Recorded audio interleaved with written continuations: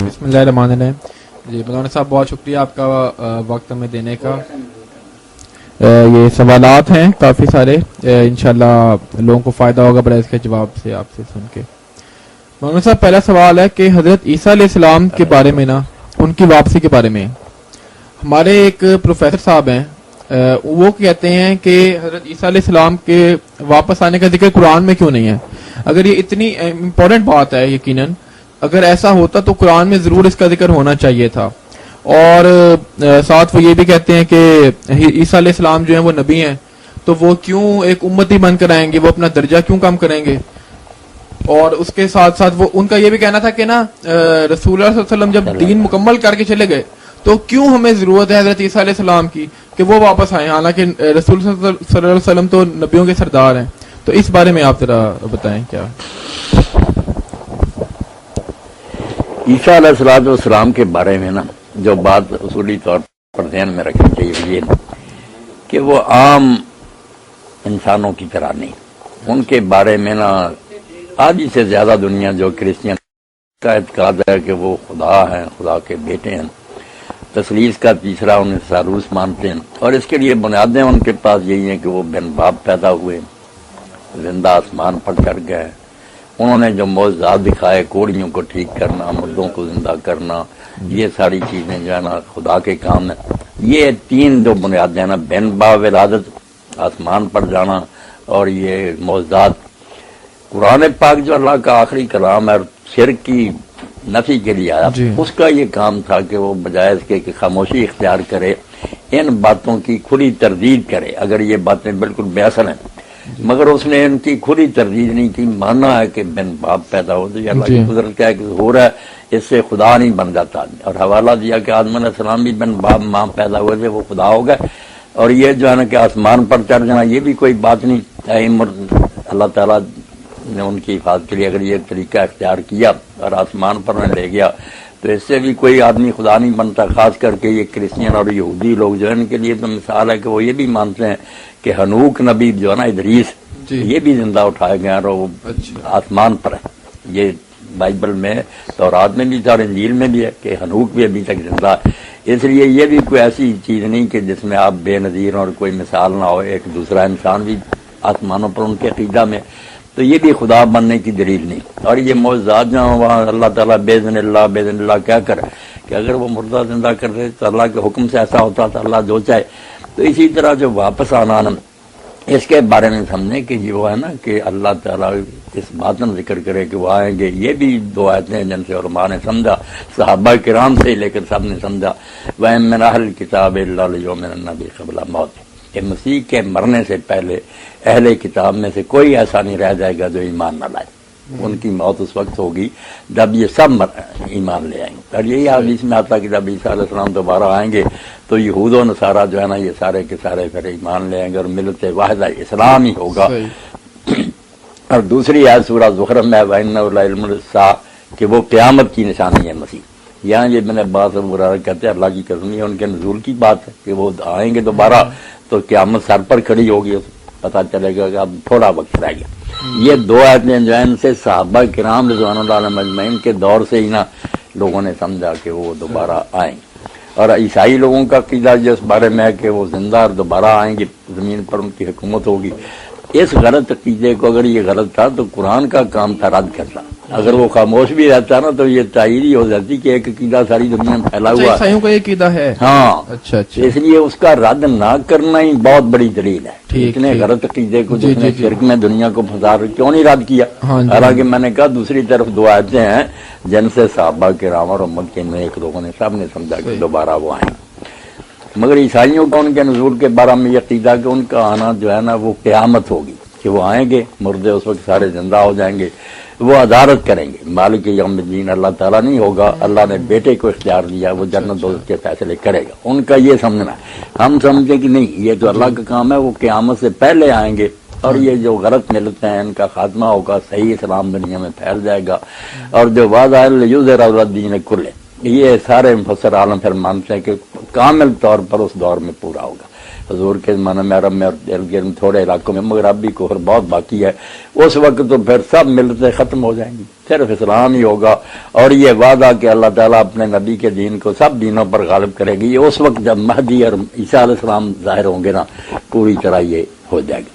اچھا، اس بات کا کیا جواب ہے کہ رسول اللہ صلی اللہ علیہ وسلم تو دین مکمل کر گئے، اب عیسیٰ علیہ السلام کی کیا ضرورت پڑی ہمیں؟ ہاں بس اب یہ سوالوں کے ٹکڑے کرتے جائیں نا، پہلی تو بات ہے کہ ان کا دوبارہ آنا یہ بالکل ٹھیک ہے، جی احادیث بھی اس بارے میں اتنی کثرت سے ہیں کہ تواتر کو پہنچ گئی، ٹھیک، اس پر علامہ المانی صاحب نے ایک پورا رسالہ الگ دیکھ لیا کہ تھوڑی بہت روایتیں ہیں، اس میں بھی کوئی شک کر سکتا ہے، اتنی زیادہ تعداد میں اور پوری دنیا میں پھیلے ہوئے مسلمانوں میں کہ وہ دوبارہ آئیں گے، اور ڈیٹیل سے پھر کہاں آئیں گے، کہاں دجال کو قتل کریں گے، لمبا چوڑا قصہ پھر مسیح دجال۔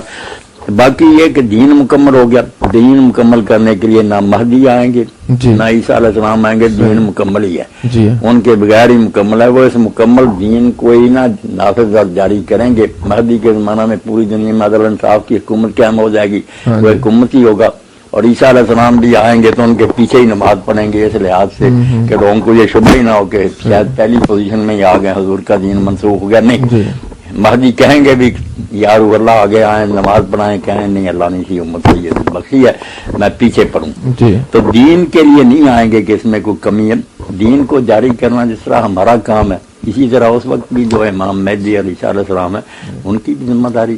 اور ایسا بھی ہے نا کہ رسول اللہ صلی اللہ علیہ وسلم کا امتی بننا اتنا شرف کی بات ہے کہ ایک نبی بھی وہ امتی بن کے جو ہے وہ خوش ہوں گے۔ یہ جو کہتے ہیں نا عہدہ کم ہو گیا، یہ اپنی نادانی کی بات ہے۔ حضرت موسیٰ علیہ السلام کے ساتھ عمر سے بڑے بھی تھے، ہارون علیہ السلام 3 سال بڑے تھے، مگر ان کے معاون سے ساتھ مدد کرتے تھے، تو اس لیے عیسیٰ علیہ السلام بھی اگر اس دین کی خدمت کریں، اور عیسائی لوگ بھی اس وقت جوانا نہیں مانتے، آپ دیکھیں نا اللہ تعالیٰ نے بجائے اس کے رسول اللہ تو کہتے ہیں کہ میں سچا ہوں، ہم بھی کہتے ہیں، مگر عیسائیوں پر حجت تمام نہیں نہ ہوتی، وہ کہتے ہیں یہ تو مسلمان ایک دوسرے کی تائید کرتے ہیں، جب وہی آ جائے گا جس کو وہ خدا اور خدا کا بیٹا کہتے ہیں اور وہی کہے گا یہ ہر دین یہی برحق ہے، تو ان کی پر بھی حجت تمام ہو جائے گی، تو ایمان لے آئیں گے سارے، جو نہیں لائیں گے وہ قتل ہو جائیں گے۔ اچھا، حجت تمام ہو جائے گی مولانا صاحب، اب اس میں یہ سوال پیدا ہوتا ہے نا کہ حضرت عیسیٰ علیہ السلام کو انہوں نے اترتے ہوئے دیکھ لیا آسمان سے، اب ایمان لا کر وہ کون سا کمال کریں گے؟ اتنی واضح نشانی دیکھ کر واضح نشانی کوئی نہیں، آپ دیکھ لینا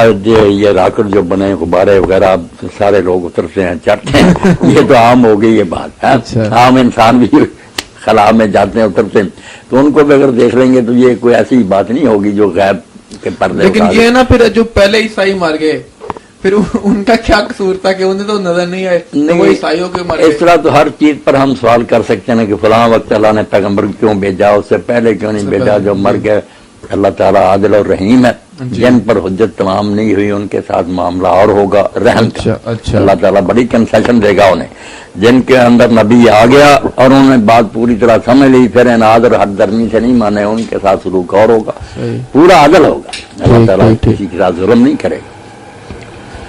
اچھا، اب ایک سوال شیعوں کے بارے میں ہے مولانا صاحب۔ عیسیٰ علیہ السلام کے بارے میں بنیادی بات میں نے کہہ دی نا کہ بجائے اس کے کہ وہ بتائے وہ مر گیا یا اس نے نہیں آنا، اس کا کام تھا کہ اگر وہ چیزیں غلط تھیں جو نصارہ کہتے ہیں اس کی تردید کرتا، اس کا سکون تھی نا بالفرض مانے کہ وہ خاموش ہی رہا، یہ بھی تائید ہے کہ آدھی سے زیادہ دنیا مان رہی کہ وہ بن باپ ہے، آسمان پر ہے، آئے گا، تو قرآن کیا اس نے دین مکمل کیا اگر شرک کا اتنا بڑا گر جو ہے اس کا خاتمہ نہیں کیا۔ اچھا، اب اہل تشیع کے بارے میں ہے کہ آپ بہت دو ٹوک انداز میں یہ بار بار کہتے ہیں کہ وہ بالکل صحیح مسلمان ہیں، تو اب سورہ فتح میں اللہ تعالیٰ نے بیت رضوان والے، پہلے یہاں روک کر وہ آج کی طرف پھر یہ سمجھ لیں کہ یہ جتنے گروہ نا بریلوی حضرات ہیں، شیعہ ہیں، دوسرے وغیرہ قادیانی کے علاوہ، یہ وہی گروہ ہیں جنہیں ہم اہل الاہواء والبدع کہتے ہیں کہ انہوں نے کئی باتیں من گھڑت بنائی ہوئی ہیں، بدعت ہے ان کے اندر، گمراہیاں ہیں، یہ سب کچھ ٹھیک ہے، مگر صرف یہ ہے کہ کافر نہیں۔ کفر جو ہے نا کہ ایک آدمی سمجھے کہ واقعی رسول اللہ نے فرمایا اور مانے کہ ہاں رسول اللہ نے فرمایا مگر میں آپ کو نبی نہیں مانتا، آپ کی بات میرے لیے کیا دلیل ہے، یہ ہے کفر۔ اگر وہ کہتا کہ مجھے اس روایت پر اعتماد نہیں، اس کے راوی کمزور ہے یا اس کا معنی یہ نہیں دوسرا، تو پھر بے شک اس کی تعویل اور شبہ کتنا غلط اور باطل ہونا، وہ کافر نہیں۔ اس نے یہ نہیں کہا کہ میں قرآن نہیں مانتا یا رسول اللہ نہیں مانتا، غلط تشریح کر رہا، تو یہ اور ہمارے جمعہ کا خطبہ بھی یہ تھا کہ شبہ فاصلہ جو نا وہ غلط خیال کتنا غلط ہو مگر جب انہوں نے پناہ لے لی کہ اس شبے کی وجہ سے ہم نہیں یار مانتے یہ بات، تو پھر وہ کافر ہونے سے بچ گئے. اگر کھلم کھلا کہتے بغیر کسی شبہ کے کہ بالکل ٹھیک ہے یہ بات مگر ہم نہیں مانتے اس کتاب کو، نہ اس نبی کو مانتے، یہ سارا کفر. بس میرا کہنا یہی، یہ نہیں کہ یہ لوگ بدعتی نہیں یا ان میں گمراہیاں نہیں، سب کچھ ہیں یہ گمراہ اور ضال فرقوں میں سے ہیں مگر کافر نہیں. کفر نام کی کوئی بات آپ کریں نا بات. یہ سورہ فتح میں اللہ تعالیٰ نے کہا ہے نا کہ جو بیت رضوان والے ان کے بارے میں اللہ تعالیٰ نے فرمایا ہے کہ اللہ ان سے راضی ہو گیا.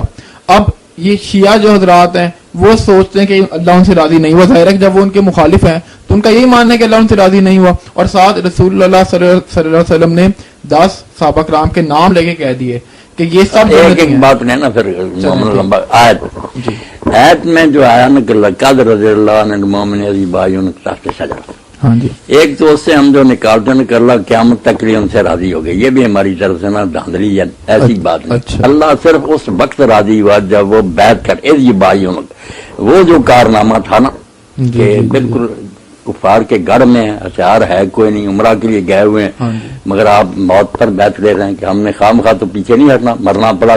تو لوگوں نے جب یہ جرأت دکھائی کہ موت پر بیعت کر لی تو اللہ اس سے راضی ہوا. یہ کہا اذ یبایعونک، جب وہ بیعت کر رہے تھے ان کے اس عمل سے اللہ خوش ہوا.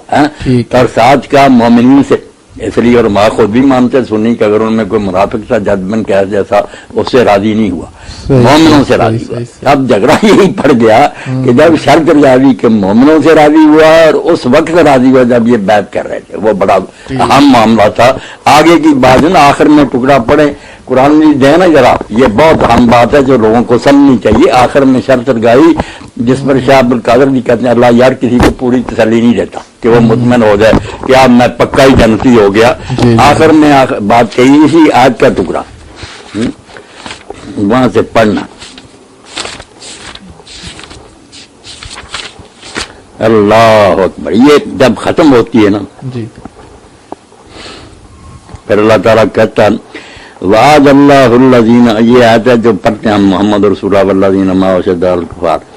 آخر میں وعد اللہ الذین آمنوا وعملوا الصالحات منہم مغفرۃ واجر عظیم، کہ ان میں سے جن کا اوپر ذکر تھا نا اصحاب، ان کا ان میں سے جو ایمان لائے اور نیک کام کیے ان کے لیے اللہ کا وعدہ بخشے. منہم کہہ دیا سارے، پتا چلا کئی ان میں سے نہیں نیک عمل پر رہیں گے، ایمان پر نہیں رہیں گے، وعدہ صرف ان سے. اب کس پر یہ قیامت کے دن پورا اترتا یہ غیب کہہ نہیں سکتے. اچھا رسول اللہ صلی اللہ علیہ وسلم نے جو 10 نام لے لیے نا، 10 نام لے کر وہ ہمارے یہاں روایت ہے. اب ہمارے ہی کئی عالم نہیں مانتے کہ کوئی نہیں ہے اشرا مشرا کی روایت کی، کیونکہ اس کے شروع میں آتا نا کہ جب یہ بیان کی ہے حضرت سعید ابن زید نے جو حضرت عمر کے بہنوئی تھے اور انہیں 10 میں سے ہیں، وہ کوفہ کی مسجد میں تھے. حضرت حسن رضی اللہ عنہ دستبردار ہو گئے تھے، امیر معاویہ کوفہ میں آئے، یہ بھی تخت پر بیٹھے تھے، مغیرہ بن شعبہ بھی تھے، اور لوگوں کو باری باری کھڑا کر کے نا مسجد میں تو لعنت کرواتے تھے. حضرت سعید نے کہا یہ کس کو لعنت کرتے ہیں؟ کہا علی کو. انہوں نے کہا توبہ توبہ، اس ظالم کو دیکھو، اس شخص پر لعنت کر رہے ہیں جس کے بارے میں اللہ کو گواہ بنا کر کہتا ہوں میں نے خود حضور سے سنا کہ ابو بکر جنتی، عمر اور علی کا بھی ذکر کیا. اللہ کے رسول نے کہا یہ ظالم لفظ کا کہ اس ظالم کو دیکھو اس پر لعنت ہو رہی. اب یہ ٹکڑا ان کو اہل سنت کو نقصان دے کہ ظالم کا اور کا لعنت کرا، تو یہ خود بھی پھر جان چھڑاتے ہیں کہ یہ کوئی نہیں. اس لیے یہ روایتیں جو ہے نا تنہا ایک آدمی کی روایتیں راویوں سے سنی. اس لیے اگر شیعہ یہ کوئی کہتا ہے یار مجھے ان راویوں پر اعتماد نہیں، گروہ بن گئے تھے، ہر پارٹی کے لوگوں نے اپنے اپنے گروہ کے حق میں ہتھیار بنائے ہیں، میں نہیں مانتا، تو اس نے رسول اللہ کا نہیں بچہ انکار کیا کہ حضور نے فرمایا پھر میں جنتی نہیں مان رہا. اس نے کہا یہ سٹوری گڑی ہوئی، جیسے گامدی صاحب وغیرہ کہتے ہیں کہ یہ عیسیٰ علیہ السلام کا نزول، اسی لیے ہم جو آبادیاں آئیں یا خوارج وغیرہ وہ بھی نزول عیسیٰ کے منکر ہیں. یہ نہیں کہتے کہ کافر ہے، جو کہے نہیں اترنا کافر، وہ کافر شافر کوئی نہیں. ٹھیک ہے ہمارے نزدیک ان کا اترنا برحق ہے، مگر اگر کوئی منکر ہے تو کئی گروہ مسلمانوں کے پہلے بھی انکار کرتے ہیں. کافر کہنے کی بات بس اور کوئی نہیں. اچھا آپ اس حدیث کو ٹھیک سمجھتے ہیں نا، یہ جو ہے اشرا مبشرہ؟ ہاں میں ٹھیک سمجھتا، میرا یہی یقین ہے کہ ٹھیک ہے. اچھا آگے ایک اور جو دلیل دی جاتی ہے شیعوں کے بارے میں کہ یہ جو قادیانی ہیں انہوں نے ایک آدمی کو نبی بنایا تو ہم صاحب انہیں کافر کہتے ہیں اور یہ کافر ہیں.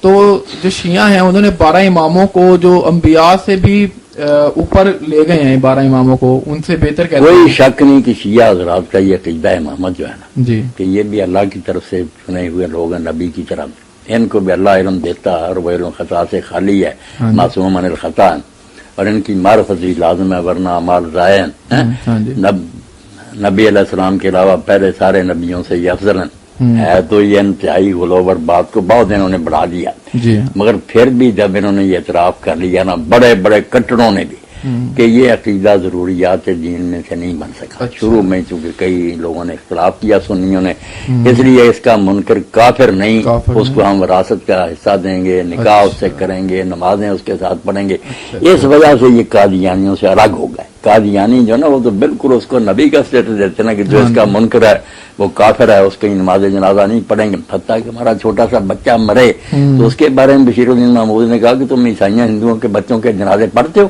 یہ جب نبی کے منکر ہیں کافر ہیں، ان کے بچے بھی ان کے ساتھ ہی ہیں۔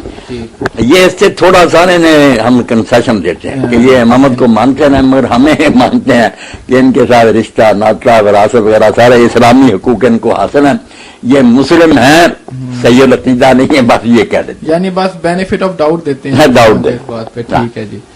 اچھا، اب مولانا صاحب جو یہ حیات النبی کا عقیدہ ہے نا، اس بارے میں ذرا اچھی طرح بتائیں، حیاتی جو کہتے ہیں وہ کیا ہے، مماتی جو کہتے ہیں وہ کیا ہے؟ حیاتی جو ہے نا یہ کچھ بات انہوں نے بڑھا دی کہ نبی علیہ السلام بالکل اسی حالت پر ہیں جس طرح وہ پہلے تھے، صرف ایسے جیسے اتکاف والا اپنے اندر بند پردے میں، اسی طرح نبی علیہ السلام اپنی قبر اثر میں ہیں جسم سمیت، اسی طرح اٹھتے بیٹھتے نمازیں، یہ کہتے ہیں۔ اچھا، مماتیوں میں سے بھی کچھ لوگ حد سے بڑھ گیا کہ سرے سے کام ختم ہے، کچھ نہیں، اب یہ بھی بات غلط ہے، بات درمیان میں کہ نبی علیہ السلام تو بہت عظیم ہے نا، کافر اور غیر مسلم جو ہے ان کے بارے میں اگر ہم سمجھیں کہ مرنے کے بعد قصہ ختم ہے تو یہ بھی دین کے خلاف بات ہے، ہاں جی ان کے ارواح تو باقی ہیں جی جی اور ان کو عذاب و ثواب ہوتا ہے، خوشی بھی محسوس کرتے ہیں۔ اللہ تعالیٰ جہنم کے بارے میں کہتا ہے نا، فرعون اس کے ساتھیوں النار یعرضون علیہا غدوا وعشیا، کہ صبح و شام وہ جہنم کے آگے سے گزارے جاتے ہیں، وہ یوم القیامت اس دن وہ کہا جائے کہ داخل ہو جاؤ اشد العذاب، اس دن تو سچ مچ اندر ہی چلے جائیں گے، اب دکھایا جاتا ہے صبح و شام، اس لیے یہ عذاب و ثواب قبر ہیں ہی، کچھ لوگ تو ہوتا نا، مگر وہ نہ تو اس دنیا کی زندگی کی طرح کہ جسم اس کے ساتھ ہے، جسم میں تو روحیں اسی وقت داخل ہوں گی جب قیامت آئے گی، دوبارہ روحیں لوٹا دی جائیں گے، اٹھ کر لوگ کھڑے ہو جائیں گے، تو اس لیے یہ کہا جائے نا کہ انبیاء علیہ السلام کے اجساد جو ہیں وہ حدیث پاک میں فرمایا کہ اللہ نے وہ زمین پر حرام کر دی، ان کو کھاتی نہیں۔ کئی شہیدوں کی بھی لاشیں 40 سال بعد نکالی گئی شہداء احد کی، نہر امیر معاویہ سے نکالی تو راستے میں آتی تھی، انہوں نے کہا جس جس کی قبر ہے راستے سے ہٹا لے، تو نکالے تو کفن بھی اسی طرح تھے، تو اس لیے لاش محفوظ ہے یہ ماننا۔ دوسرا جو ہے نا کہ روحیں ان کی باقی ہیں، ان کو درود و سلام پہنچتا ہے، اس حد تک تو حیات النبی بالکل ٹھیک ہے، اور بے ایمان لوگ بھی ہیں ان کو عذاب ہو رہا، وہ مصیبت میں مبتلا۔ تو روح یعنی کہ آپ صلی اللہ علیہ وسلم کی روح اور جسم دونوں روض رسول قبر کے اندر موجود ہے، اور نہیں آگے ڈیٹیل کی ضرورت نہیں، بس یہ کہ روح جو ہے نا جی وہ سلامت ہے، اس کے ہوش و حواس ادراک بالکل ٹھیک ہے، اللہ کے فرشتے جو ہم سلام کہتے ہیں وہ آپ تک پہنچاتے ہیں، آپ نے کہا میں اس کا جواب بھی دوں گا قیامت تک جو مجھ پر سلام کہے گا، جتنا فرمایا ٹھیک۔ جسم ویسے محفوظ ہے مگر ان میں کہنا کہ جسم میں جان ہے اور اٹھ کر بیٹھتے ہیں یہ نہیں، روحیں جو ہے نا ٹھیک ہے۔ اب روح بذات خود جو ہم سمجھیں کہ وہ بس کوئی پتہ نہیں کیا چیز ہے، گیس ایسی نہیں، روح ہر انسان کی جو علماء نے تحقیق کی نا، لوگوں نے مشالب کیا، قریشی صاحب کی میری روح بالکل اس کا یہی سراپا، یہی حلیہ ہوگا، وہ ملیں گی نا روحیں، ذرا تو وہ ایک اندر چھپی ہوئی کاپی جو بالکل نور کا پتلا ہے مگر شکل صورت اس کی بالکل داڑھی ہاتھ پاؤں بالکل اسی طرح کے ہیں، وہ اندر ہے، جس میں سے یہ پنجرے میں سے ہونا آزاد ہو جاتا پرندہ، ہوتی بالکل اس کی شکل صورت وہی ہے، سنتا ہے، ہوش و حواس ہوتے ہیں۔ اچھا، یہ جو عقیدہ ہے یہ صحیح عقیدہ اس حیات النبی کے بارے میں رکھنا یہ کتنا ضروری ہے؟ نہیں ضروری کوئی ضروری اگر یہ مانتا نا آدمی کے فوت ہونے کے بعد روحیں باقی ہیں جی ان کو عذاب و ثواب ہوتا ہے، بس اتنا کافی ہے، لمبی ڈیٹیلیں اگر تم نہیں مانتا، یعنی اگر کسی اور غلط عقیدہ ہے بھی تو وہ قابل کافی ہے، یہ کوئی بات نہیں کہ وہ اسلام سے خارج ہے۔ اچھا، ویسے اس کا تعلق کیا علم کلام سے ہے یا کیا ہے؟ نہیں علم کلام سے نہیں، یہ قرآن پاک ساری چیزیں بتاتا ہے، رسول اللہ نے بتایا نا کہ مرنے کے بعد جو ہے نا ادراک تو ہوتا. اچھا رسول اللہ صلی اللہ علیہ وسلم جو خواب میں آتے ہیں اور آ کر کئی خبریں بھی دے دیتے ہیں, کئی باتوں کا پتہ ہوتا ہے, ایسے بہت سارے واقعات سنے ہیں. مثال کے طور پہ میں ایک مثال بتاتا ہوں آپ کو. ایک مولوی صاحب, میں مجھے ان کا نام شاید بھول رہا ہے ابھی, وہ بہت کام کرتے ہیں ختم نبوت کے لیے نا, قادیانیوں کے خلاف. تو انہوں نے بتایا, وہ ایک لڑکی کی تعریف کر رہے تھے, کہتے ہیں کہ ایک لڑکے نے کتابچہ لکھا ختم نبوت کے لیے. بعد میں اس کے دوست نے اس نے اس کتابچے کا نام لکھا نبی پاک صلی اللہ علیہ وسلم پکارتے ہیں. تو اس کے کسی دوست نے کہا کہ یہ نام ٹھیک نہیں لگ رہا ہے, اس کا نام چینج کر دو. اس نے نام چینج کیا, بعد میں وہ سویا تو آپ صلی اللہ علیہ وسلم نے خواب میں آ کے کہا کہ اس کا نام یہی رکھو کہ رسول اللہ پکارتے ہیں. تو یہ کیا ہے خواب میں آنا؟ اور نبی علیہ السلام کی خواب میں زیارت ہے تو بڑی سعادت اور نیک بختی, مگر اس میں خطرات بھی بہت ہیں. اچھا. ایک تو یہ ہے کہ آدمی فیصلہ نہیں کر سکتا کہ میں نے واقعی حضور کو دیکھا یا کسی کو. آپ نے گارنٹی صرف اس بات کی دی ہے کہ میری شکل میں شیطان نہیں بن سکتا. صحیح. آپ کی جو اصل شکل ادھر ہاں جی, دوسری شکلوں میں آ کر معاذ اللہ وہ گمراہ کرنا چاہے تو گمراہ کر سکتا. اچھا. اور اسی لیے قادیانیوں میں سے بہت لوگوں کی کتاب میں نے پڑھی, وہ سیٹ ہی ہے بشارات احمدیہ, کئی جلد. وہ حلف اٹھاتے ہیں کہ مکہ لے جاؤ, ہم حضرت اسود پر ہاتھ رکھ کر قسم دیں گے کہ یہ دن تھا اور یہ وقت تھا جب حضور ہمیں ملنے کا غلام ہم سچا. اس لیے تباہی کا راستہ یہ. صحابہ کرام بھی جب ان سے کوئی کہتا تھا نا میں نے حضور کو دیکھا تو وہ شکل پوچھتے تھے, اگر بتاتا تھا خود اگر صحیح ہوتا تو کہتے تو نے دیکھا ورنہ پتہ نہیں کیا. یہ بہت خطرے کی, یعنی ہم تو فیصلہ کر ہی نہیں راہ بصورت, جب اس شکل میں دیکھے جو آپ کی اثر تھی پھر شیطان وہ شکل نہیں. اب ان بدبختوں کا کیا ہوگا جنہوں نے یہی بات میں نے کہا کہ بہت خطرے کی بات. اور یہ بات بھی طے شدہ کہ خواب میں آپ کچھ بھی کہیں نا اس پر عمل نہیں آدمی کر سکتا جب تک جو دنیا میں رہتے ہو آپ دیکھیں نا قرآن و سنت, اس سے اس کو ٹیلی نہ کر لیا جائے کہ بات اس سے ملتی ہے یا اس کے بالکل خلاف. اچھا صحیح ہونے کا چانس تو ہے نا اس بات کا. تو مطلب آپ صلی اللہ علیہ وسلم کو آپ کو اصل شکل میں دیکھے تو بہت ہے اس کے آدمی کے ایمان مطلب کی آپ صلی اللہ علیہ محبت کی وسلم علم ہوتا ہے باتوں کا. کون سی؟ ابھی بھی جو خواب دیکھتے ہیں وہ بتاتے ہیں کہ ہم نے فلاں کام کیا, رسول اللہ صلی اللہ علیہ وسلم نے آ کے اس کا مشورہ دیا کہ یوں کر لو. اس کا مطلب ہے کہ اس میں درست ہونے کا چانس بھی موجود ہے. اگر درست ہے تو اس کا مطلب ہے کہ یہ مان لیا تھا کہ آپ صلی اللہ علیہ وسلم کو باتوں کا پتہ ہوتا ہے جو کچھ دنیا میں ہو رہا ہے, اور وہ آ کے لمبی چوڑی باتوں میں پھنسنے کی ضرورت نہیں. آپ اس کو اس طرح حل کریں کہ کئی مرتبہ خواب میں آپ ایسے بندوں سے بھی ملتے ہیں جو زندہ ہیں, آپ کے دوست یا گرشتے. اب ان سے صبح آپ پوچھیں کہ آپ آئے تھے یہ باتیں ہوئی ہیں, اگر تو وہ کہیں ہاں ہمیں پتہ ہم آئے تھے تو پھر سمجھ لیں کہ حضور بھی خود آتے ہیں. اور اگر وہ نہیں تو پھر یہی سمجھیں کہ اللہ تعالیٰ نے ایک نا خواب کا محکمہ بنایا ہوا فرشتوں کا جو اس شکل میں جیسے یہ آدمی مانو اس میں اگر کوئی بات اس کو مشورہ یا رائے دے دیتے ہیں وہ اصل آدمی نہیں ہوتا. ورنہ زندوں سے پوچھ کر آپ مسئلہ حل کر سکتے. میں نے جو دلیل دی نا یہ برہان قاطع ہے, اس کو کوئی کہا نہیں سکتا کہ اس زندہ سے پوچھو نا کہ تم ملے تھے, اگر وہ جانتا تو ٹھیک ہے, اسے نہیں پتا تو آپ بے فکر کریں. ٹھیک ہے. اچھا قرآن پاک کی کافی ساری آیات ایسی ہیں کہ اللہ تعالیٰ عرش پر ہے, اللہ تعالیٰ کا جو تخت ہے وہ عرش کے اوپر ہے. اب اس میں بہت ایک عام فکرہ کہا جاتا ہے کہ اللہ تعالیٰ تو ہر جگہ موجود ہے, اور پھر یہ بھی کہتے ہیں اللہ ہمارے دل کے اندر ہے. اور یہ بات میں نے خود نہیں پڑھا لیکن میں نے سنا ہے کہ مولانا مودودی نے بھی ان آیات پر تعویل کی ہے جو اللہ تعالیٰ کے عرش پر ہونے پر ہے. تو اس پہ کیا تعویل تو سارے لوگوں کو کرنی پڑتی ہے. جہاں آ جاتا نا کہ اللہ تمہارے ساتھ ہے, جب تم 3 ہوتے وہ چوتھا ہوتا 5 چھوٹا عید ہے نا قرآن واہ ماک وہ ہوتا تمہارے ساتھ. اور اب یہ جو ہے نا ہمارے سلفی حضرات یہ کہہ دیتے ہیں کہ فلاں بزرگ نے اس کی تعویل کی ہے کہ علم کے ساتھ وہ تمہارے ساتھ. انہوں نے بھی علم کے ساتھ اپنی طرف سے بڑھا دیا, وہاں تو وہ خود تمہارے ساتھ ہوتا. جیسے انہوں نے تعویل کر لی مولانا مودودی اور دوسرے لوگوں نے بھی تعویل کر لی کہ وہ عرش پر ہے, کا مطلب یہ نہیں کہ وہاں محدود ہے. اچھا وہ زبیر علی ضعیف صاحب ہیں, وہ کہتے ہیں کہ اللہ تعالیٰ کے عرش پہ ہونے کا اگر کوئی منکر ہو نا تو وہ تو پکا کافر ہو جاتا ہے. نہیں, عرش پر ہونے کا منکر کوئی نہیں, اس کا مطلب کرنے میں اختلاف ہے نا. آیت تو ٹھیک ہے کہ ثم استویٰ پھر عرش پر. اب استواء کا معنی کئی تو بیٹھا کر دیتے ہیں ہمارے عام لوگ, یہ بھی غلط ہے. یہ کوئی نہیں, بلند ہونا کہ عرش سے بھی بلند ہے, اس لیے عرش ہی پتہ نہیں کروڑوں دیگر نیچے اور اللہ اس سے بھی بہت پڑے ہو, وہاں صرف یہ آتا ہے کہ وہ عرش سے بھی بلند ہے. مانا لفظ کا جو ہے نا استعلا کہ عرش سے بھی اوپر ہے. اب وہ کتنا اوپر ہے یہ کوئی نہیں جو ہے نا کہ استقرا کہ وہ اوپر بیٹھ گیا, یہ غلط ترجمہ, یہ کوئی نہیں اس کا صحیح مانا. اچھا ایک سوال جو اب جو ہے نا اس کے بارے میں بات سمجھنے کی، جی ٹھیک ہے اللہ تعالیٰ کا عرش ہے، اس پر وہ جس طرح بھی ہے بلند ہے، مگر جو غرض ہے نا اللہ تعالیٰ کے بیان کرنے کی وہ یہ نہیں کہ ہمیں یہ بتایا جائے کہ کوئی عرش ہے وہاں اللہ ہے، وہ صرف یہ ہے کہ اللہ تعالیٰ نے دنیا بنا کر اس کا انتظام دوسروں کے حوالے نہیں کیا. جو شرک کرنے والے لوگ کہتے ہیں نا بنایا اللہ نے ہے مگر چلا آپ دوسرے رہیں، اس نے ان کو دے دیا، اللہ نے اس کا رد کیا. جہاں جہاں یہ آتا ہے پہلے زمین و آسمان کا بنانا، جی پھر آتا کہ پھر وہ تخت پر بیٹھا ہی اگر ترجمہ کر دیں جی تو تخت پر بیٹھا. تخت پر بیٹھنا علامت کہ بادشاہ کا تخت ہوتا تھا، اس پر بیٹھتا، جس کے پاس تخت ہوتا تھا وہ حکمران ہوتا تھا. اس لیے مراد یہ ہے کہ بنانے کے بعد اس کا انتظام اور اس کی جو ہے نا حکومت وہ بھی اس کے اپنے ہاتھ میں ہے. اللہ له الخلق والامر، سن لو اسی نے دنیا بنائی ہے، اسی کا حکم چل رہا ہے. یعنی مقصد یہ ہے. اب زیادہ لمبی جیسے تخت کیسا بیٹھا کیسے یہ جیسے اللہ کا پتہ نہیں اس کا حال کیا پتہ چلے گا.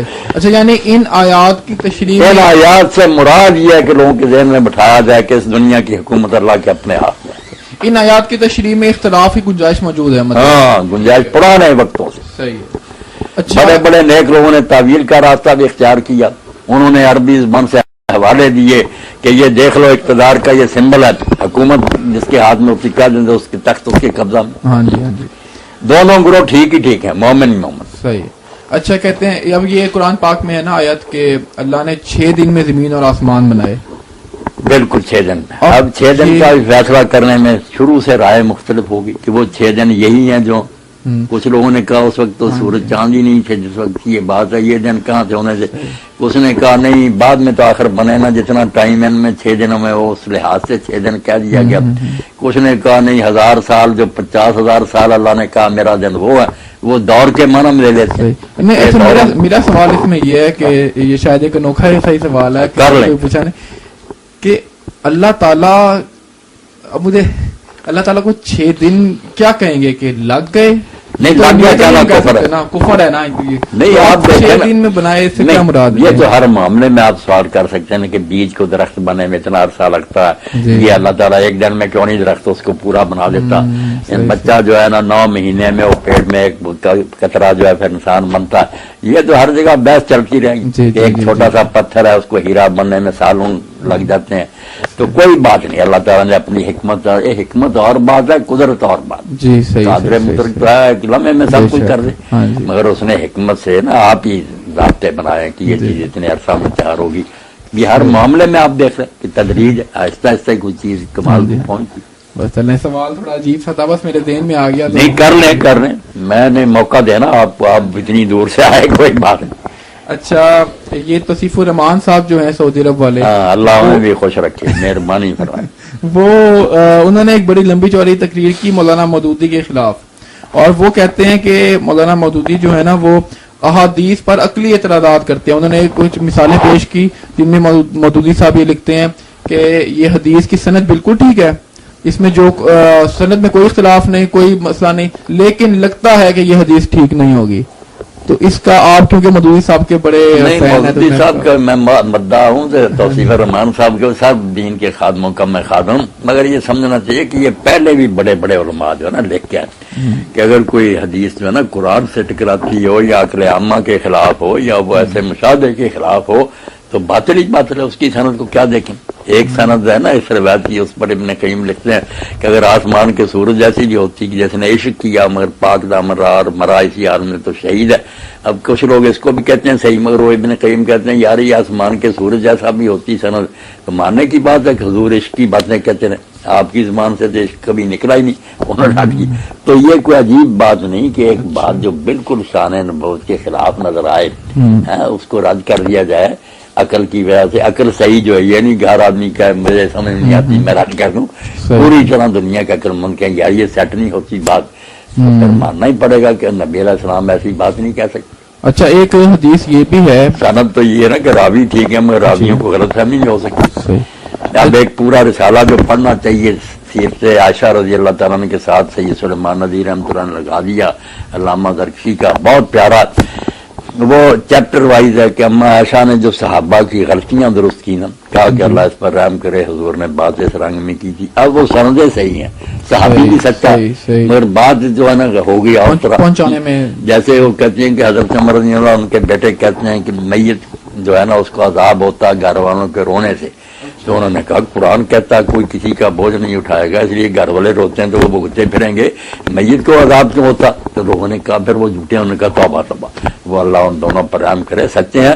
بات یہ تھی کہ ایک یہودیہ عورت مر گئی تھی، اس کو اپنے عملوں کی وجہ سے عذاب ہو رہا تھا، یہ ادھر رو رہے تھے. تو حضور نے کہا یہ ادھر رو رہے ہیں اپنی مصیبت کو پھنسے ہوئے ہیں، وہ ادھر عذاب اس کو ہو رہا. یہ نہیں کہا تھا کہ ان کے رونے سے عذاب ہو رہا، یہ جو علت بنا لیا یہ ان کا فہم ہے، یہ غلطی. ایسی بہت حدیثیں ہیں، وہ پورا رسالہ پڑھنے والا جو استدراک کی اما عائشہ نے. تو سند صحیح ہونے سے یہ ضمانت نہیں ملتی کہ آدمی کو غلط فہمی نہیں ہوگی، یہ بات ادھر ادھر نہیں ہوگی. اچھا، سچے سے سچے آدمی کو مغالطہ لگ جاتا. حضرت صلی اللہ علیہ وسلم کی ایک یہ حدیث ہے نا کہ میں نے یہ پڑھا تھا اور مجھے ورڈنگ اس کی یاد نہیں، کچھ مفہوم اس کا ایسا تھا کہ چھوت کی سے کوئی بیماری نہیں لگتی. تو یہ حدیث سناتے تھے نا کہ لا ادوا، یہ متعدد بیماریاں کوئی چیز. تو یہ ہم دیکھتے ہیں آج کل ہوتی تو ہیں ایسی بیماریاں. اب اس کا یہی پھر سنایا گیا آشوب چشم ہو گیا، نزلہ ہو گیا. اس پر کہا کہ اس طرح ایک طرف تو یہ ہے، دوسری طرف یہ کہا آپ نے کہ کوڑی سے اس طرح دور بھاگو جس طرح نا آدمی کسی خوفناک چیز سے بھاگتا. تو کہتے ہیں اگر یہ ادوا نہیں تھا تو متعدد بیماریاں، تو یہ کیوں کہا کہ مجنون سے کوڑی سے دور بھاگو. پھر اس کا کیا، اس کا حل یہی کہتے ہیں کہ بعد میں پھر ابو ہریرہ چھوڑ گیا اس حدیث کو، اس حدیث کو چھوڑ دیا کہ مجھے غلط فہمی ہوئی ہے. یہ سارا وہ رسالہ جو ہے نا بہت اس کام میں مفید ہے کہ سندیں ٹھیک ہیں، صحابی بیان کر رہے ہیں، انہوں نے بات نہیں صحیح طرح یاد رہی. ٹھیک. اچھا، یہ جماعت المسلمین جو ایک نیا فرقہ بنا ہے، اس کے بارے میں تو بتائیں گے، کیا لوگ ہیں یہ، کیسے لوگ ہیں؟ بس متشددین کا ایک گروہ ہے جو خوارج کی علامتیں تھیں نا کہ کافروں والی آتے ہیں، مسلمانوں پر چشمہ کرتے ہیں، انہیں پوری طرح کافر ہی سمجھتے ہیں، نہ ان کے ساتھ نماز پڑھتے ہیں، نہ ان کا جنازہ پڑھتے ہیں، اپنا باپ بھی مر جائے تو اس کے جنازے میں شریک نہیں ہوتے. یہ خوارج کی جو ہے نا شاخیں یہ چلتی رہیں گی دجال کے آنے تک. حضور نے فرمایا ایک سینگ ٹوٹے گا دوسرا نکل آئے گا.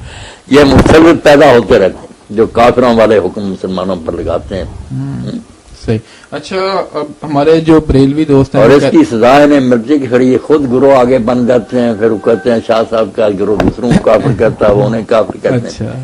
مصیبت میں پھنسے ہوئے، اپنے جال میں خود ہی پھنس جاتے ہیں. اچھا، ہمارے بریلوی دوست یہ کہتے ہیں کہ جو سجدہ تعظیمی ہے نا وہ صرف حرام ہے، وہ شرک نہیں ہے، اور جو سجدہ عبادت ہے، عبادت کی نیت سے کرنے والا وہ شرک ہے. اب اس میں یہ سوال پیدا ہوتا ہے کہ اگر سجدہ تعظیمی ہی شرک نہیں ہے تو پھر تو آج جو کچھ ہو رہا ہے مزاروں پہ، درباروں پہ، وہ سجدہ تعظیمی یا اس سے کام ہی ہو رہا ہے، تو پھر تو شرک کچھ بچا ہی نہیں، شرک کوئی کچھ ہوا ہی نہیں. شرک کی فکر کر رہے ہیں مگر مسئلہ ٹھیک ہے. بات جو ہے نا بڑی علمی ہے کہ نیت کے فرق سے نا پھر حکم بدل جاتا. ایک آدمی کسی کو معبود سمجھ کر سجدہ کرتا ہے کہ یہ خدا ہے، خدائی اس کے ہاتھ میں ہے، یہی ساری مشکلیں حل کرتا، وہ سجدہ عبادت ہے نا. ایک آدمی جو ہے نا وہ سلام کے طور پر غلط سلام اس نے کر لیا کہ پاؤں پڑ گیا. یہ ایسے جیسے آدم علیہ السلام کو فرشتوں نے سجدہ کیا، یوسف علیہ السلام کو ان کے بھائیوں نے قرآن پاک میں آتا کہ سجدے میں گر گئے. تو یہ سجدہ تعظیمی تھا اس دور میں نا، سلام کا ایک طریقہ تھا کہ لوگ اس طرح جھک جاتے تھے، اس کو خدا نہیں سمجھتے تھے، نہ اس نیت سے سجدہ کرتے تھے.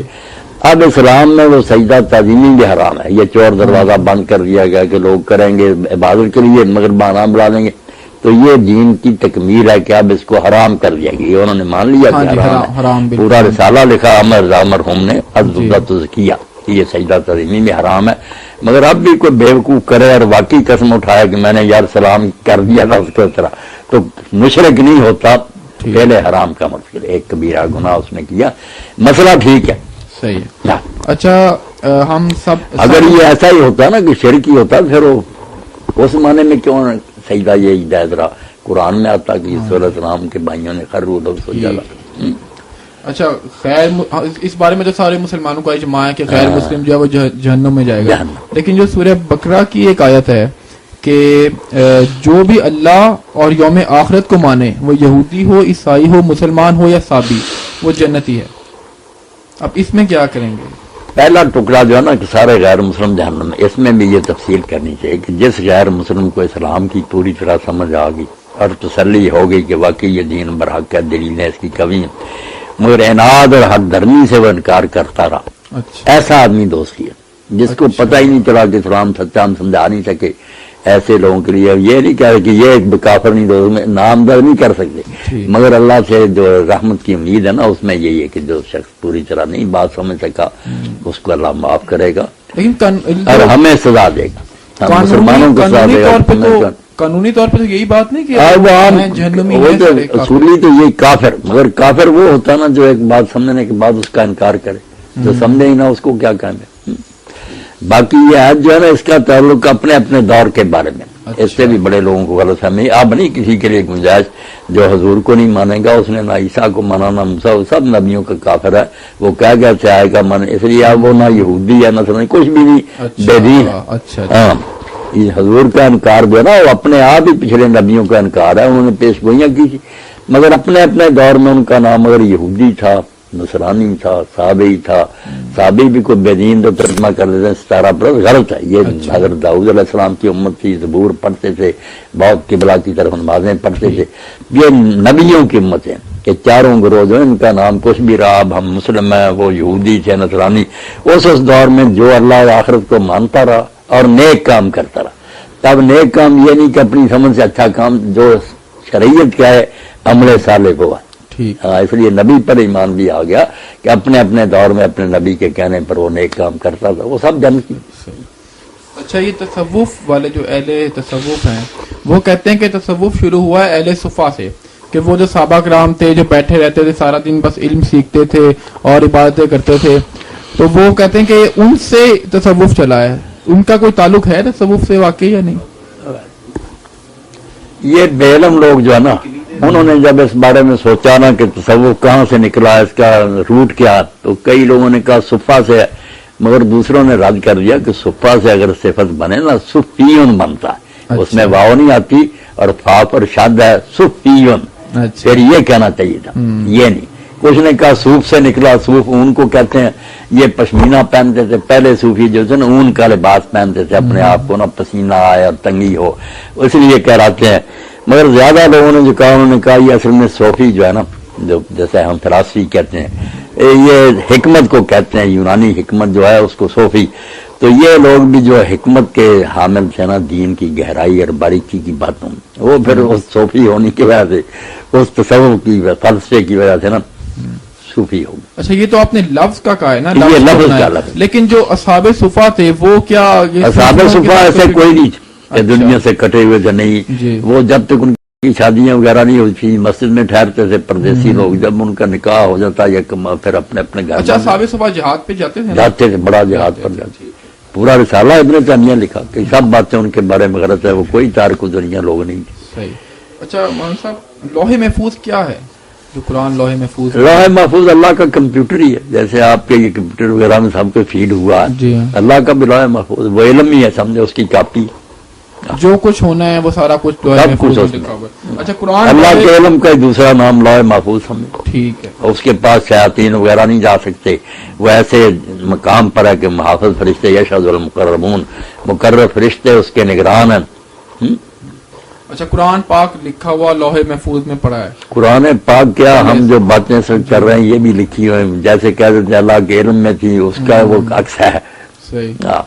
اچھا اس میں اب سورہ مائدہ کی آیت نمبر 101 ہے جس میں اللہ تعالیٰ فرماتا ہے کہ صحابہ کرام سے، مسلمانوں سے، کہ نبی سے ضرورت سے زیادہ سوالات نہ کرو، ایسے سوالات نہ کرو کہ تم مشکل میں پڑ جاؤ، اور ساتھ وضاحت ہے کہ جب قرآن مجید اتر رہا ہے اس وقت بیان کی جائیں گی۔ ہاں جی، تو اب یہ سوال پیدا ہوتا ہے نا کہ اگر قرآن پہلے سے لوح محفوظ میں لکھا ہوا موجود ہے تو پھر کسی کے سوال پوچھنے سے اس میں فرق تو نہیں پڑنا چاہیے؟ نہیں، یہ اس جمعہ میں بات ہوئی، لکھا ہوا سب کچھ ہے نا، وہ سارا جو ہے نا بس مشروط ہی، ہم اگر لکھے کو لیں تو ہمارا بھی ہے نا زنا کرنا، چوری کرنا، جو ہے نا اچھے برے سارے ہم لکھے ہوئے ہیں، مگر ساتھ یہ ہے کہ اس آدمی کو پورا اختیار، اگر یہ کرے گا تو پھر یہ ہوگا، اور اگر نہیں کرے گا تو دوسرا آپشن بھی وہاں ہے، کھول کر تفصیل لکھی ہے نا۔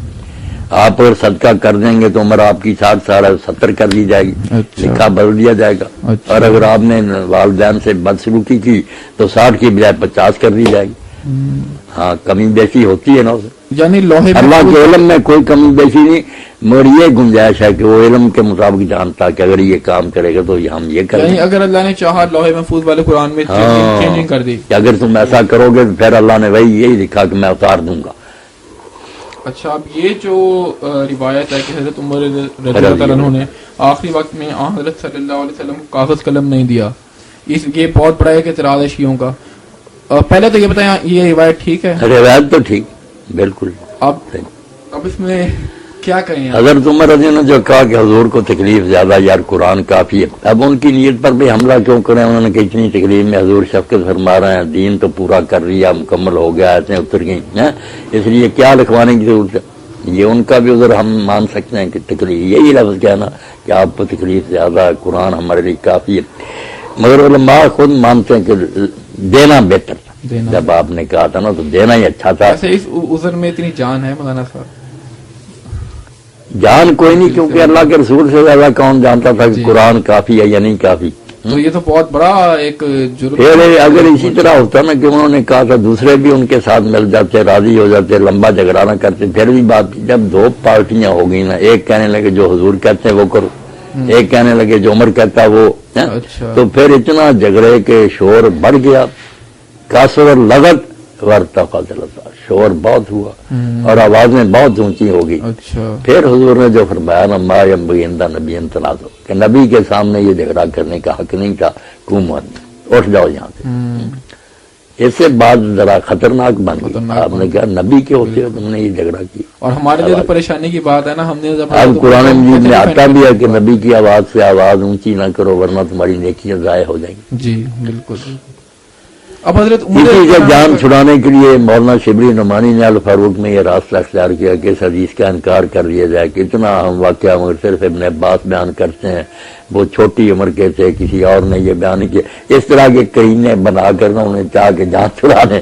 مگر یہ دیوبند اور اہل حدیث سب اٹھ کھڑے ہوئے، بریلی ایک صحیح حدیث کا تم انکار کرتے ہو، اس نے کہا صحیح ہے تو پھر حضرت عمر کو بری کرو، کسی عدالت میں لے جاؤ کیس یہ کہ آخری وقت پیغمبر خاص دار کرتا، اور خاص بھی اتنی مبارک ہے اگر تم ایسا کرو گے تمہیں جھگڑے نہیں ہوں گے، اختلاف نہیں ہوں گے۔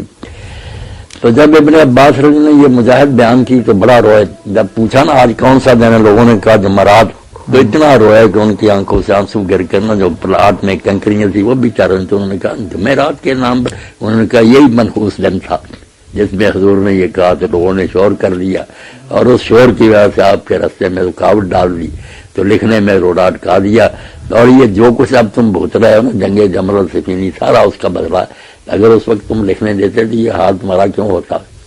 اب ہم کیا کریں؟ ہم کچھ نہیں کر سکتے، بھائی یہی کہیں گے کہ اللہ کو جو منظور تھا ہو گیا، کام برا ہوا، یہ کہنا چاہیے، یہ نہیں کہنا چاہیے۔ اگر ہم کہنا کہ حضور غلط کہہ رہے تھے لکھوانے کا رضا، آپ جھوٹے تھے، عمر سچا تھا، تو پھر یہ تو نبی پاک کے خلاف نہیں کہیں گے، آپ کا ارادہ ٹھیک تھا، مگر بات ہماری بدقسمتی کیا ہے، کئی چیزیں جن کی وجہ سے برکت سے رہ گیا۔ علامہ جو ہے نا شاطبی بہت عالم ہے، الموافقات لکھی 4 جلدوں میں اصول دین پر، تو اس میں ایک فصل لکھی کہ استاد کی بے ادبی سے آدمی بہت چیزوں سے محروم رہ جاتا ہے۔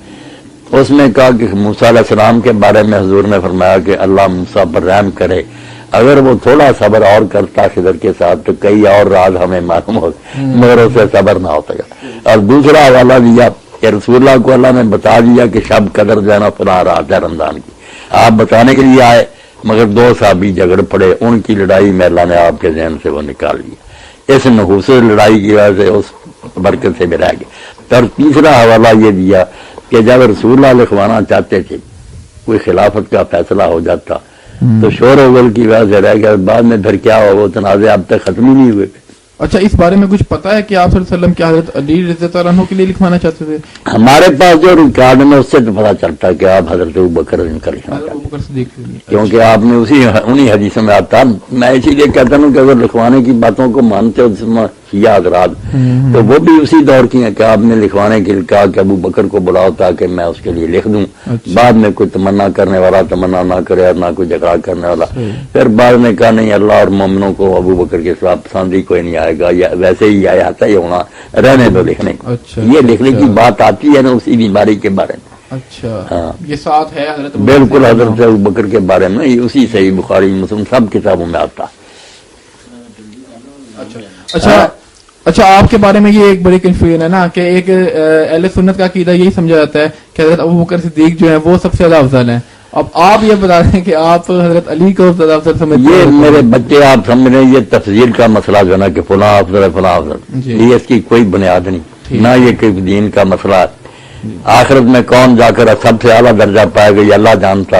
دنیا میں جن کے ہاتھوں سے دین کے کام ہوئے نا، جن کے دور میں یہ اللہ کی پسند ہے، وہ ابو بکر اور عمر ہے. شیخین کے دور میں اسلام کو جو غلبہ ملا نا اور دنیا میں نیکیاں پھیلیں، وہ بعد کی حکومتیں فتنہ کا شکار ہو گئیں. بندے وہ بھی کم نہیں تھے حضرت عثمان اور علی، مگر ہماری بدقسمتی سمجھے کہ آپس میں لڑائیاں شروع ہو گئیں. اتنا نہیں پھر دین کا کام ہو سکا جتنا شیخین کے زمانے میں. اس لیے کار بہت سر انجام دینے میں تو یہ دونوں آنے ان کا دور بہت اعلیٰ ہے. باقی اللہ کے ہاں کون افسر ہے کون ہے اس میں ہم کیا پڑھیں، نہ یہ کوئی فائدے کی بات. سب کا ادب کریں گے. ان کی حکومتیں جس وقت بنی ہیں امت نے انہیں چنا. یہاں ایک روایت جو حضرت ابن مسعود سے نا اور ہمارے یہ ساتھی بریلوی حضرات پیش کر دیتے ہیں بدعت کے بارے میں کہ انہوں نے کہا جس کو مسلمان اچھا سمجھنا کام کو مارا المسلمون حسن فعند اللہ حسن. اس کو کہتے ہیں کہ مسلمانوں نے اب یہ پسند کر لیا، سارے لائٹیں کرتے ہیں پرانے، اس طرح ساری بدعتوں کے بارے میں. تو حالانکہ یہ بات انہوں نے جمہوریت کے بارے میں کہی. یہ جو نا دعویٰ وغیرہ بھی بعض آ جائیں، جمہوریت کو کفر کو نہ کہے. انہوں نے کہا جس چیز کو مسلمان پسند کر لیتے ہیں سب کے سب، وہ اللہ کو بھی پسند ہے، جس کو وہ برا. اور مثال دی کہ مسلمانوں نے ابو بکر کو پسند کیا خلیفہ، تو اللہ یہاں خلافت کا آگے حوالہ ہے. تو پتہ چلا کہ جس کو امت چنے صحیح مومن مسلمان لوگ، وہ ٹھیک ہے اللہ کے نبی صحیح خلیفہ. اچھا، آپ نے ایک بار کہا تھا کہ کلمہ طیبہ جو ہے لا الہ الا اللہ محمد رسول اللہ، یہ نہ قرآن میں اکٹھا آیا نہ حدیث میں آیا، تو یہ کب اکٹھا کیا گیا؟ اس میں بیٹا کوئی شک نہیں، لا الہ الا اللہ بھی دین ہے، محمد رسول اللہ بھی دین ہے. دونوں کی گواہی دیتے ہیں تو مسلمان ہوتے ہیں. قرآن حدیث میں سب یہ بڑے ہیں دونوں. مگر اس طرح جو کلمہ طیبہ نا کہ ملا کر لا الہ الا اللہ محمد رسول اللہ، نہ کسی آیت میں نہ کسی حدیث میں. بعد میں نیک لوگ اگر پڑھتے ہیں تو پڑھتے پھریں، مگر جو ذکر کا آپ نے کہا نا افضل الذکر لا الہ الا اللہ، وہ صرف لا الہ ہے، اس میں محمد. تو پھر سے پہلا کلمہ کہنے سے کیا مراد؟ پہلا کلمہ جو ہے نا لوگوں نے آپ ہی یہ بات بنائی کہ پہلا کلمہ طیبہ، اور یہ پڑھتے ہیں کلمہ شہادت جو ہے نا یہ حضور اتحیات میں ہی پڑھتے تھے. جب کوئی مسلمان ہوتا تھا اس سے بھی گواہی لی جاتی تھی، اشہد ان لا الہ الا اللہ وحدہ لا شریک لہ واشہد ان محمدا عبدہ ورسولہ، یہ پکا کر. اچھا، تو یعنی کلمہ طیبہ کی کوئی شرعی حیثیت نہیں؟ نہیں، شرعی حیثیت کوئی، دونوں کلمے الگ الگ بالکل ٹھیک ہی ٹھیک ہے، اہم دین. اچھا، آپ ذرا فقہی مسائل کی طرف آ جاتے ہیں. کر لیں ذرا. پانچ جماعت نماز ہو رہی ہو، اس میں اگر ہم دوسری رکعت میں پہنچیں تو جب پہلی رکعت امام کی دوسری ہوگی ہماری پہلی ہوگی، آپ کی پہلی کھڑے ہوں گے تو رفع دین کریں گے. ہاں، جو تیسری رکعت میں کیا جاتا ہے نا، ہاں جی، ہے تو ایسا ہی ہمیشہ نہیں، حضور نے کیا کبھی کیا، اسی لیے زیادہ حدیثوں میں استعمال نہیں آتا، کسی میں آتا کہ آپ نے اس وقت بھی کیا تو اس وقت کریں گے. اچھا، کیونکہ جب امام کے ساتھ آدمی شامل ہو گیا نا، دیکھیں نا وہ دوسری رکعت تھی ان کی، وہ اتحیات بیٹھے، ہماری پہلی تھی، ہمیں تو بیٹھنا نہیں چاہیے تھا. مگر اس لیے جب تک سلام نہیں نا امام کہتا جو جو کچھ وہ کر رہے ہیں ہم بالکل اسی طرح کریں گے جس طرح وہ کر رہے ہیں. بعد میں آزاد ہو کر پھر اپنا طریقہ. اچھا، تیسری رکعت والے رفع دین کبھی کبھی کیا ہے؟ کبھی کبھی. اچھا، یہ پکا کیا شروع میں رکوع کو جاتے رکوع سے کھڑے ہو. اچھا، اس میں پھر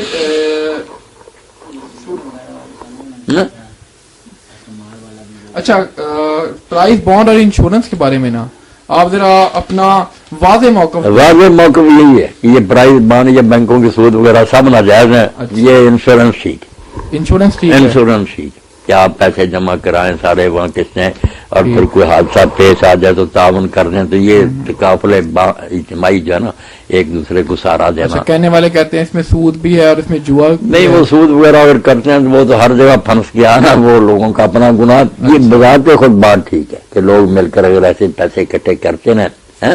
جی اچھا، حضرت علی رضی اللہ عنہ کی بیٹی کا نکاح حضرت عمر رضی اللہ عنہ سے ہوا تھا، یہ صحیح بات ہے؟ بالکل ہوا تھا، یہ ام اچھا۔ کلثوم رضی اللہ تعالیٰ عنہ کا نکاح حضرت عمر سے ہوا، اس میں کوئی شک نہیں، واقعہ درست ہے، شیعہ سنی کتابیں بڑی آگے نا، لوگوں کا اپنا اپنا رجحان کہ وہ زبردستی ہوئی، ظلم ہوا، فلاں، وہ جو جی چاہتے کو کہتا رہے، نکاح بذات خود ثابت۔ اچھا، قبر پر عمارت بنانے کو حرام کہا جاتا ہے، حرام ہے۔ تو اب روضہ رسول پہ پھر ہم کیا کہیں؟ روضہ رسول علیہ السلام پر کوئی نئی عمارت نہیں بنائی گئی، وہ آپ کا گھر تھا، گھر میں آپ دفن کیے گئے، اور اس کی حکمت بھی ام المؤمنین عائشہ رضی اللہ عنہا نے بیان کی کہ اگر یہ خطرہ نہ ہوتا کہ لوگ پوجیں گے تو آپ کی قبر بھی کھلے میدان میں بنتی، شرک سے بچاؤ کے لیے آپ کو گھر میں دفن کیا گیا، اور آپ نے دعا بھی کی کہ اللہ میری قبر کو بت نہ بنانا کہ پوجا جائے۔ اور جو روزہ بنایا گیا وہ روضہ جو بنایا گیا نا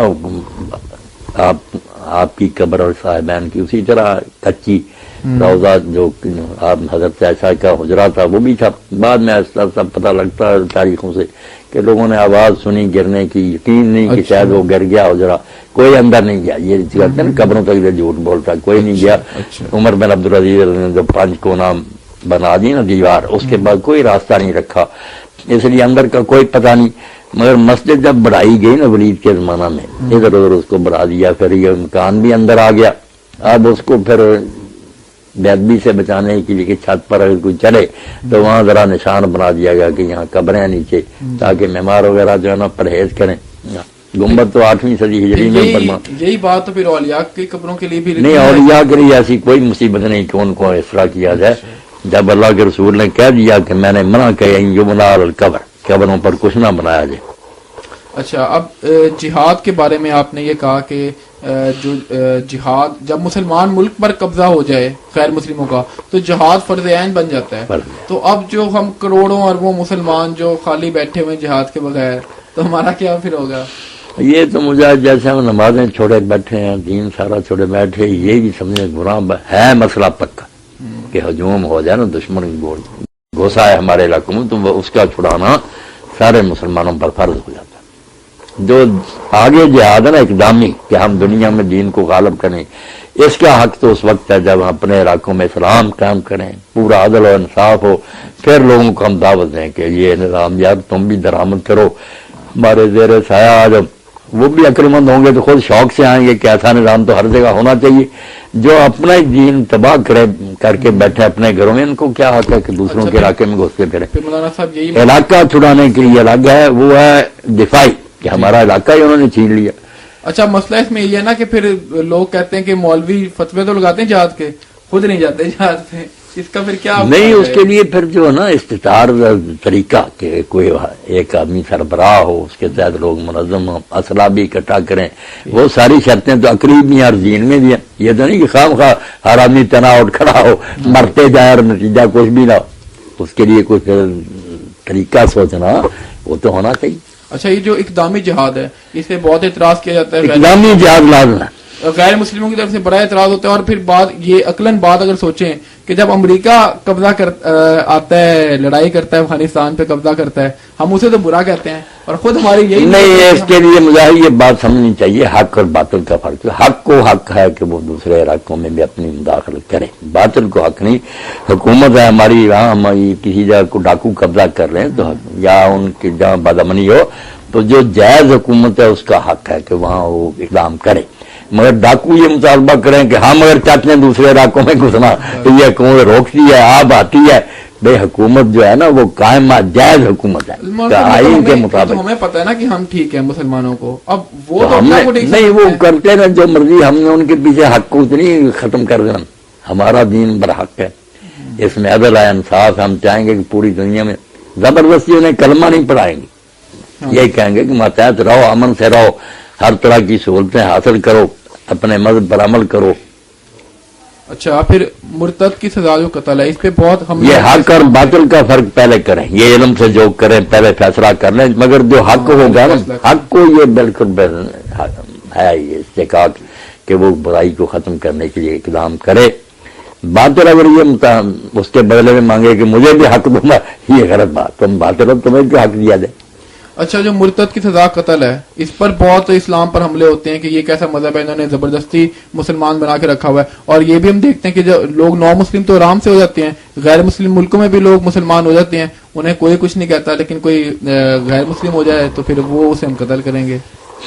تو اب اس میں یہ نا کہ اگر وہ بھی کوئی مسلم یہاں سے دفع ہو جائے نا اور ان غیر مسلم ریاستوں میں جا کر اسلام سے پھر جائے تو ہمیں قتل کرنے کی ضرورت نہیں، نہ وہاں پیچھا کریں گے. اچھا، اگر اسلامی ریاست میں رہتے ہوئے ایسا کریں نا تو اس کی سزا قتل ہے. اس کی وجہ یہ ہے کہ اسلامی ریاست میں یہ قرآن حدیث جو ہے نا، یہ مذہب نہیں ہوتا کہ ایک آدمی نے عقیدہ تبدیل کر لیا، یہ آئین ہوتا ہے اس مملکت کا.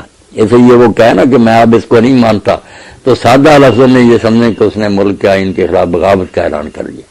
بغاوت کی حساب ساری دنیا میں قتل ہے، کیونکہ ان کا مذہب الگ ہے، چرچ اور اسٹیٹ الگ ہے، اس لیے وہاں یہ قتل مرتد نہیں ہوتا. ورنہ ریاست کا باغی وہاں بھی ہو جائے قتل ہی ہے اس کی. اچھا، جہاد کے علاوہ جو دوسرا بڑا یہ سمجھنا اسلامی حکومت جہاں وہ آئین قرآن و سنت ہوگا نا، وہاں اگر وہ اعلان کرے گا میں اب اس کو اپنا آئین نہیں مانتا تو وہ مرتد پھر باغی ہوگا اور کیا ہوگا. ٹھیک.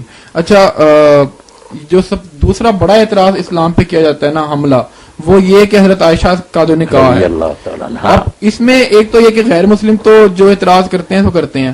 اب جب ہم نئی خبریں سنتے ہیں کہ کسی گاؤں میں کسی پنچایت نے جناب 40 سال کے آدمی کا نکاح جو ہے وہ 9 سال 10 سال کی بچی سے کر دیا، یہاں پہ سارے ہم لوگ یہی کہہ رہے ہوتے ہیں کہ یہ جہالت ہے، یہ غلط کیا ہے، تعلیم کی کمی ہے. ہمارے ہاں جو یہ نکاح وغیرہ ہوتے ہیں یہ ظلم ہی ہوتے ہیں، ہم لوگ اپنے بنی وغیرہ کرتے ہیں تو یہ ٹھیک ہے. رسول اللہ کے نکاح جو ہے نا انہیں اس طرح نہیں سمجھنا چاہیے جیسے ہم عام لوگوں کے نکاح کو سمجھ. آپ کے سارے نکاح اگر پڑھیں گے نا آپ وہی کے ذریعے ہوئے، اللہ تعالیٰ نے خود وہ چناؤ کیے اور کئی عمر کی عورتیں، کوئی بوڑھی، کوئی جوان، کوئی بچی، سب آپ کو دی ہیں تاکہ آپ کے گھر میں یہ سارے نمونے قائم ہوں.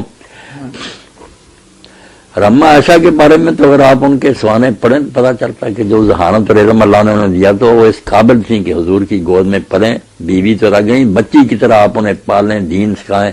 اور جتنا دین امت نے ان سے مجاہد سیکھا کسی مرد سے بھی نہیں سیکھا. اچھا، اب اگر بہت دین انہوں نے سیکھا اور مسجد نبوی میں یہ قرآن والے بیٹھے ہیں، پھر حدیث والے پردے کے پیچھے سب کو پڑھا رہی ہیں، شاعری تک اور نصب عرب کا. تو یہ تو اللہ تعالیٰ کو چھوٹی عمر میں انہیں آپ کے گھر میں نہ لاتا تو امت بہت علم سے محروم رہ جاتی. یہ شہوت کے نقطہ نظر سے جو سوچتے رہتے ہیں انہیں نہیں سمجھ آ سکتے. ٹھیک. اچھا، آج اگر بامی رضامندی کے ساتھ کسی اتنی عمر کی بچی کی شادی کر لی جائے تو ٹھیک ہوگا؟ جائز ہے. ٹھیک ہے. کئی مرتبہ ایسا ہی ہوتا ہے کہ ایک آدمی بیمار ہے، وہ سب میں یار قریب المرگ میری بچی کو کون بعد میں کرے گا، اس کا وہ آدمی کر جاتا ہے مناسب سمجھ کر، تو کیا اعتراض ہے؟ اچھا مولانا صاحب، میں ہونا چاہیے. جو لوگ اب آج کے زمانے میں جو غلط لوگ ہیں انہیں غلط تو کہنا ہمارا فرض بنتا ہے. اب مسئلہ یہ ہے کہ آپ نے تقریر کی ہوئی ہے ضمیر اختر نقوی کے ساتھ جو شیعہ ذاکر ہے، ٹھیک ہے، ضمیر اختر نقوی، تو اب اس نے باتیں کی ہوئی ہیں پکا وہ جس طرح کھلم کھلا گالی. آپ اس کا کیا کر رہے ہیں؟ نہیں، میں نے اس کو کیا کہا، کوئی میں نے اس کی چائز نہیں کی، نہ اس کے حق میں کوئی بات کی. آپ نے تقریر کے شروع میرے دوست وکیل انہوں نے انہیں بلایا تھا، مجھے بھی کہا کہ آپ نے بھی آنا، بڑی محبت ہے انہیں نظیم شبلی سے مجھے، تو لے گئے.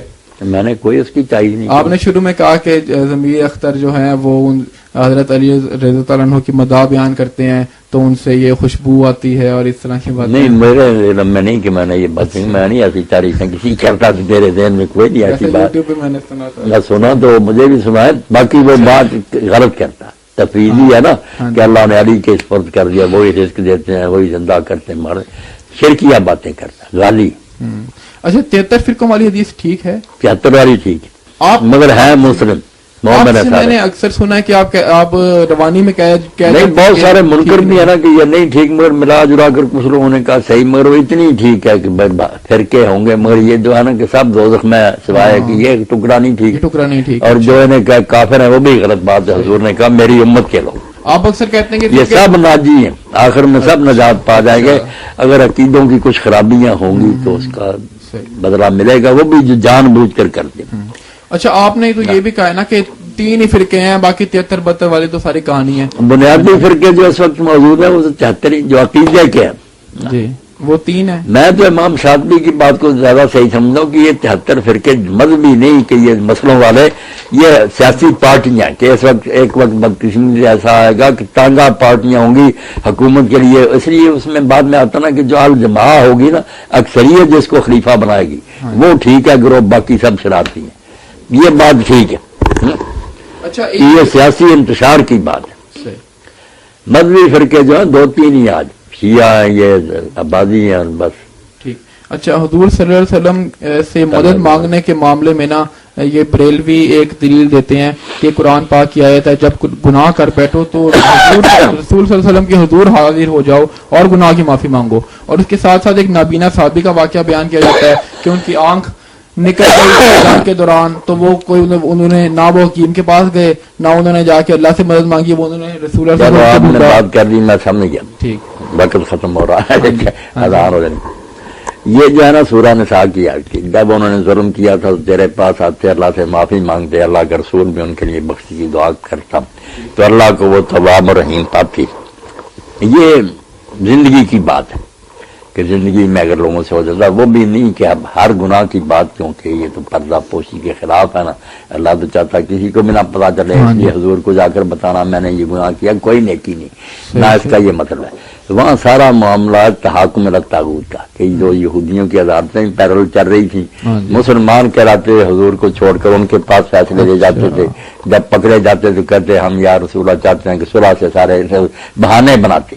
تو اس کی بجائے اللہ نے کہا اگر بہانے بنانے کی، کسی بندے سے مناظرہ کر رہا تھا تو وہ طالبان جو ہے نا وہ اپنی باتوں کا دفاع کرنے کے لیے کہہ رہا تھا کہ غزوہ طائف ہوا، اس میں آدم صلی اللہ علیہ وسلم نے پانی چھوڑ دیا باغوں میں، اس سے ان کے بچے بھی مرے ہوں گے، ان کی عورتیں مرے ہوں گی، اس لیے اگر ہم بچوں عورتوں کو مارتے ہیں تو کوئی اس میں نہیں، ایسا کوئی نہیں کیا آپ نے، ایسا کچھ نہیں ہے. اچھا یہ تو حرم شریف میں اوپر بڑھ کر مر گیا. اچھا ٹھیک. اچھا اس میں ایک سوال ہے ابھی. ہاں تقیہ جو ہوتا ہے، تقیہ اور ایک تو ہوتا ہے توریہ. کاف پر زبر نہ پڑے، تقیہ.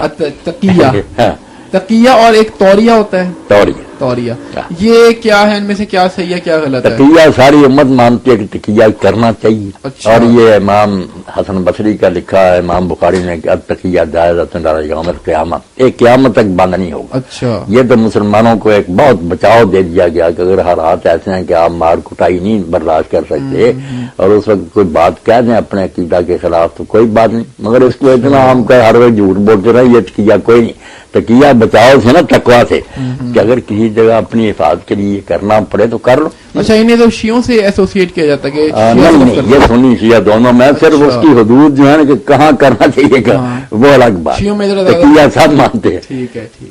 مودودی صاحب نے تقیہ کی مثال لکھی نا کہ حضرت عمار بن یاسر کو جب پکڑ لیا، اب ان کے والد شہید کر دیے گئے، ماں شہید کر دی گئی، ان کی باری آئی تھی، انہوں نے پھر جو انہوں نے کہلایا حضور کو گالیاں دی، بتوں کو اچھا، تو روتے آئے تو آپ نے فرمایا دل کا کیا حال تھا؟ تو کہا دل تو اسلام پر مطمئن تھا.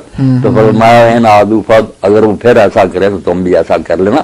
تقیہ تو بچاؤ ہے مسلمانوں کا، خام خواہ مرتے کیوں رہے، مگر یہ جو ہے نا کہ ہر وقت جھوٹ بولنا، اس کو اگر کوئی تقیہ کہتا ظالم، یہ تقیت ہوا کوئی نہیں. اچھا اب آخر میں یہ بتا دیں گے بدعت والا جو معاملہ ہے نا یہ نہیں حل اور یہ ہوتا جو مانا کرا. اچھا ہاں جی. ہاں جی. ایسا لفظ بولنا، اتنی عقل ہو کہ ذرا بھی جھوٹ نہ ہو مگر دوسرا جو ہے نا غلط سمجھتا ہے. جیسے حضرت ابوبکر رضی اللہ تعالیٰ عنہ سے جب سفر ہجرت میں لوگ پوچھتے تھے، ان کو تاجر لوگ جانتے تھے، حضور کو نہیں پہچانتے تھے. وہ کیسے ابوبکر یہ کون ہے تیرے ساتھ؟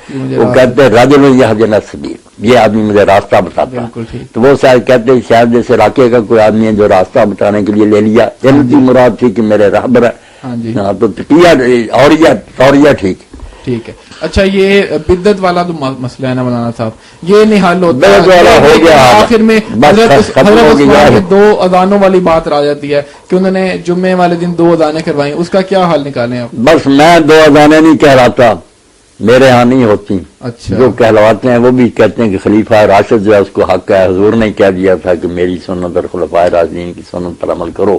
اس کی یہ تشریح کرتے ہیں خلفائے راشدین کو جب یہ سینکشن مل گئی تو وہ جو نکالیں گے حدیث کے مطابق وہ سب منظور شدہ ہے. اچھا. ان کی یہ پلی ہے نا، وہ اس طرح بچ جاتے ہیں. تو اب پھر آپ نہیں اگر اذان دو ہاں۔ تو پھر آپ حضرت عثمان کے بارے میں پھر کیا نہیں کچھ نہیں کہیں کچھ نہیں۔ جیسے اور لوگوں سے بہت چیزیں ہوئی نا حضرت عثمان نے جیسے 4 رکھتے پڑھی مینار فاز وغیرہ میں صحابہ نے انا للہ پڑھا سب ناراض ہوئے کہ کیوں مگر کس وجہ سے ان کو کافر بے دین تو نہیں کہتے ہاں ایک کام نہیں ٹھیک مگر وہ بہرحال ہے لیکن اس پہ تو کوئی اعتراض نہیں کیا صحابہ کرام نے 2 اذانوں پہ تو نہیں اس پر بھی بنا مرکات تھا نا کہ وہ کہتے تھے یہ بدعت ہی اچھا کہتے تھے چلیں ٹھیک ہے بہت شکریہ اللہ خیر ٹائم دیا